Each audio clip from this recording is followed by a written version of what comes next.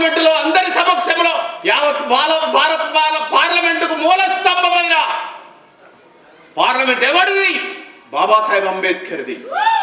ఈ దేశానికి 3 రంగుల జెండా ఇచ్చింది ఎవరు? దానికి ధర్మచక్రాన్ని అద్దింది ఎవరు? బాబాసాహెబ్ అంబేద్కర్. ఈ దేశానికి రాజ్యాంగం రాసింది ఎవరు? బాబాసాహెబ్ అంబేద్కర్. అసలు బాబాసాహెబ్ అంబేద్కర్ని పక్కన పెడితే ఈ దేశమే ఒక మనువాద దేశం, ఇంకో పనికి మాలిన దేశం ఇది.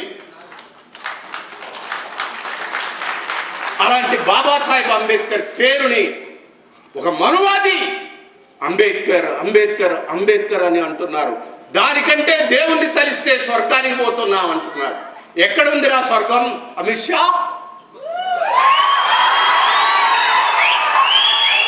ఇన్ని సంవత్సరాలుగా మీరు మతాన్ని కులాన్ని అడ్డం పెట్టుకొని బతుకుతున్నారా? ఏ రోజైనా నీ అయ్యగారి, నీ తాతగారి, ముత్తాత గారి ఎవడైనా స్వర్గం నుంచి వచ్చి చెప్పాడా స్వర్గంలో ఇలా ఉంటది అని?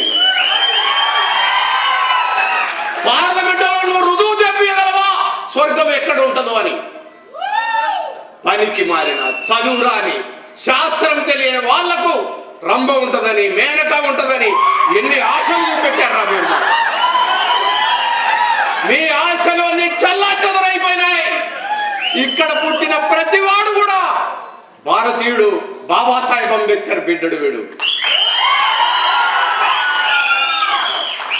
ఇప్పుడు మేము అందరం అంటున్నాం, ఏ రాముడు మమ్మల్ని ఉద్ధరించలేదు, ఏ కృష్ణుడు మమ్మల్ని ఉద్ధరించలేదు, ఏ కులం మమ్మల్ని ఉద్ధరించలేదు, ఏ మతం మమ్మల్ని ఉద్ధరించలేదు. మా చైతన్యానికి గీటరాయిగా అక్కడ నిలబడ్డాడు బాబాసాహెబ్ అంబేద్కర్. ఆయన పేరు మేము ఉదయిస్తాం.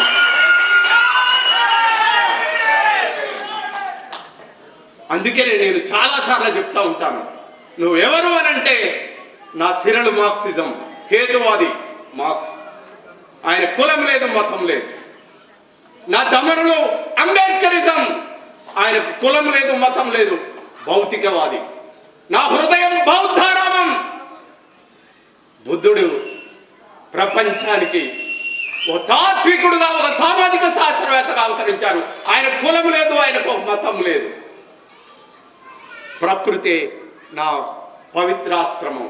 ఈ ప్రకృతిని నమ్మి జీవిస్తున్నాను. ఇప్పుడు మీ అందరం